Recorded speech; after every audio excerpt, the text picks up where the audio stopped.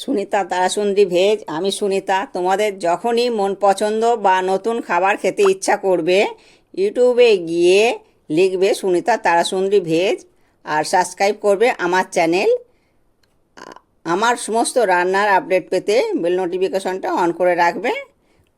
দেখো কত সুন্দর হয়েছে। আর এখানে আমি একটা ঘটকচু নিয়েছি।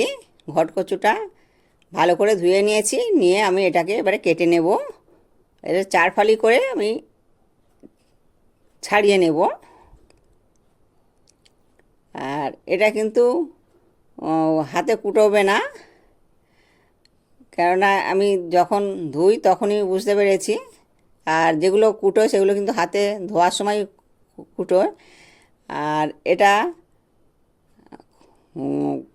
একটুও কুটোয়নি। আর আমি ছাড়াচ্ছি, এতেও কিন্তু হাত কুটোচ্ছে না। তো জানতে হবে এটা খুব ভালো কচু। আর এই কচুগুলো কুটোয় না সাধারণত, আর খেতেও অসাধারণ হয়। আমি প্রত্যেকটা ছাড়িয়ে নেব। যে 4 পিস করেছি 4 পিসই ছাড়িয়ে নেব। ভালো করে ছাড়িয়ে নিয়ে আমি গ্রেট করে নিচ্ছি। আর এগুলো আমি এইভাবে সবগুলো গ্রেট করে নেব। তো স্কিপ না করে পুরোটা ভিডিও দেখতে থাকো।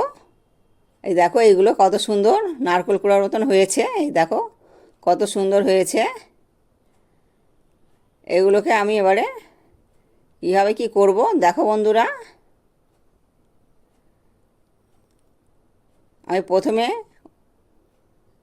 কড়াতে 2 চামচ তেল দিয়ে দিলাম। তেলটা ভালো রকম গরম হতে দিতে হবে।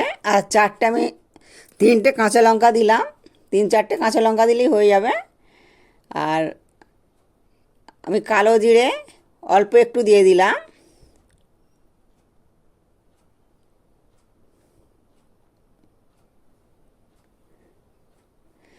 তেলটা একটু ভালো রকম গরম হতে দিতে হবে।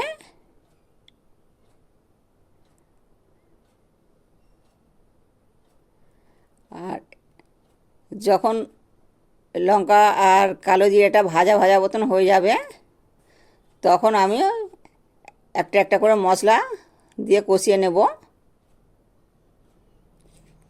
আর এটা কিন্তু আমার ভাজা হয়ে গেছে।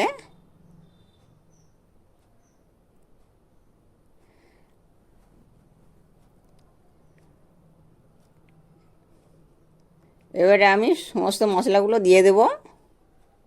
আর কি কি মশলা দিচ্ছি দেখো বন্ধুরা। প্রথমে আমি 1 চামচ ধনের গুঁড়ো দিলাম। তারপর জিরের গুঁড়ো 1 চামচ, আর 1/2 চামচ হলুদ, আর কাশ্মীরি লঙ্কা 1/2 চামচ দিয়ে দিলাম। এটা কিন্তু আমি কালার হওয়ার জন্যই দিয়েছি। আর যেহেতু কাঁচা লঙ্কা দিয়েছি, এর ঝালটাই এটা ভালো রকম ঝাল আছে। তো তোমরা বন্ধুরা ঝাল যে যেমন পছন্দ করো সেই হিসেবেই দেবে।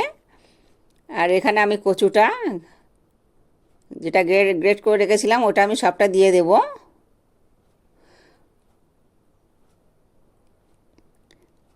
লবণটা আমি একটু পরে দেব, কেন লবণটা যদি আমি আগে দিয়ে থাকি তাহলে এটা ভালো করে ভাজতে পারবো না। ওই জন্য আমি একটু পরে লবণটা দেব।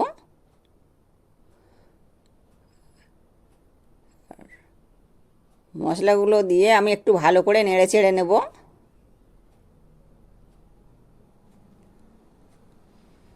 এই দেখো কতটা কমে গেছে নাড়তে চাড়তে।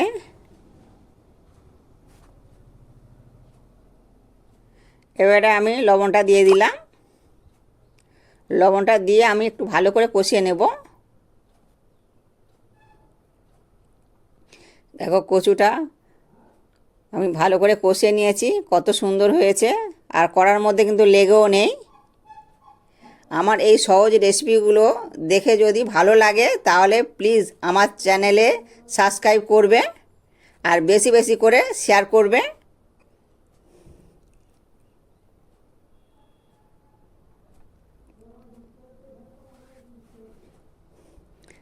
আর 1 চামচ তো চিনি দিতে হয়। চিনিটা দিলে ব্যালেন্স হয় ভালো। তো আমি 1 চামচ চিনি দিয়ে দিলাম। আর আর বন্ধুরা, তোমরা যদি কেউ চিনি পছন্দ না করো, চিনিটা স্কিপ করে যেতে পারো।